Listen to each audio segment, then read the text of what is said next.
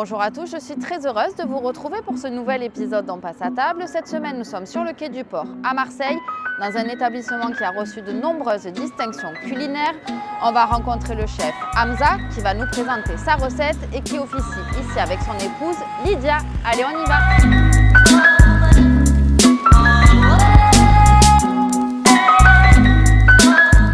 Bonjour chef! Bonjour Agathe. Qu'est-ce que vous allez nous préparer aujourd'hui? Alors aujourd'hui, on va faire une recette très simple à base de dattes. C'est des mini-hardis qu'on sert avec le café le soir dans notre restaurant. Et c'est des truffes à la date, au cacao et à la fleur d'oranger. On va en cuisine? On y va?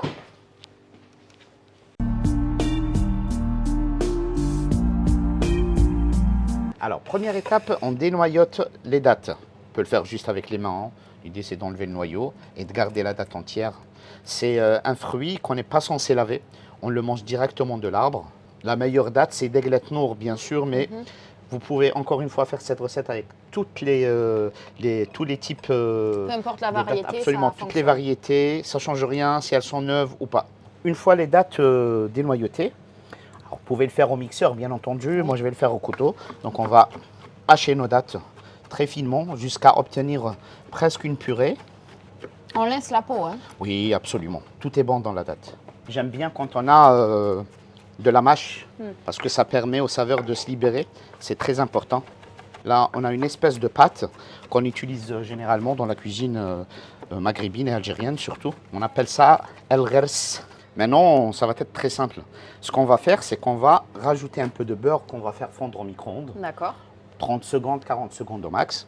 On va rajouter un peu de fleur d'oranger, du zeste d'orange et du cacao. Ok. Le beurre est fondu. Après, avec le froid, ça va un peu se resolidifier et donner un crémeux. Donc, c'est très simple. C'est ce qu'on recherche dans la recette. Absolument. Donc, on met notre beurre. On met un petit peu de cacao. Un tout petit peu de fleur d'oranger. Doucement avec la fleur d'oranger parce qu'elle est très forte. D'accord. Et on finit par zester. Si vous n'avez pas d'orange, utilisez bien entendu du citron. C'est Un agrume. un agrume. Mais l'orange est bien parce qu'elle va pousser, si vous voulez, le goût de la fleur d'oranger. Une fois que c'est fait, on travaille tout ça à la main. En fait, le cacao, c'est juste pour donner ce côté, si vous voulez, un peu foncé à notre truffe. D'accord. Pour appeler la truffe au chocolat classique. Absolument. Alors bien sûr, surtout pas de sucre, parce qu'une date, c'est 63% de sucre. Et du coup, là, avec cette idée, ce qui va se passer aussi, c'est qu'on va avoir l'impression que la date n'est pas du tout sucrée. Pourquoi?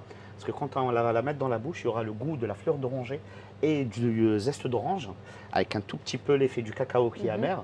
Ça va pousser le cerveau, notre cerveau, à penser que la date n'est pas sucrée. D'accord. Alors, le sucre sera toujours là, Oui. mais notre cerveau, il va suivre ces saveurs-là et oublier de faire attention au sucre, Au sucre. de la date. C'est dangereux, hein, parce qu'on va en manger beaucoup. Mais c'est génial. Voilà, donc on va mettre ça au frigo, D'accord. juste pour le temps que ça raffermisse un peu. Combien de temps à peu près? On peut mettre 15 à 20 minutes, ça dépendra. Notre pâte s'est reposée quelques minutes. Bon, moi j'ai utilisé une cellule, mais encore une fois, vous pouvez utiliser soit le frigo, soit le congélateur. Et là, on va former des petites boules, comme des petites truffes. Donc c'est très simple. Donc, on prend une quantité. Alors, au restaurant, on les pèse, donc on fait des petites boules de 20 grammes. D'accord. Après, vous pouvez faire à votre convenance. L'équivalent du creux de la main, par exemple? Oh, même pas. Petit, vraiment. Pour D'accord. que ça se mange en une bouchée. Ok. Sinon, on aura trop de sucre à la fois. Je fais ma boule. J'ai mon cacao que je vais mettre là. Et je vais la rouler dans le cacao. D'accord. Petite astuce pour avoir une boule parfaitement lisse. Un peu d'eau dans les mains. Et vous voyez, le résultat est incroyable. Ah oui, en effet. Voilà, donc hop, on roule dans le cacao. Et hop, on l'enlève. Et on la dépose à côté. Alors, pour que nos billes ne roulent pas pendant le trajet, hein, pour aller chez les convives, on va faire une petite astuce. Donc, on peut les tapoter comme ça sur l'assiette et appliquer une légère pression pour former une espèce de base pour que ça ne roule pas. Et on peut après, ensuite, les dresser. On fait la même chose. Hop.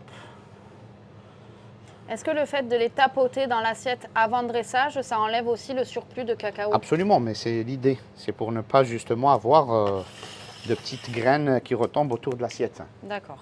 Vous munissez de votre outil secret, un petit cure-dent. On va faire un petit trou là, à chaque fois.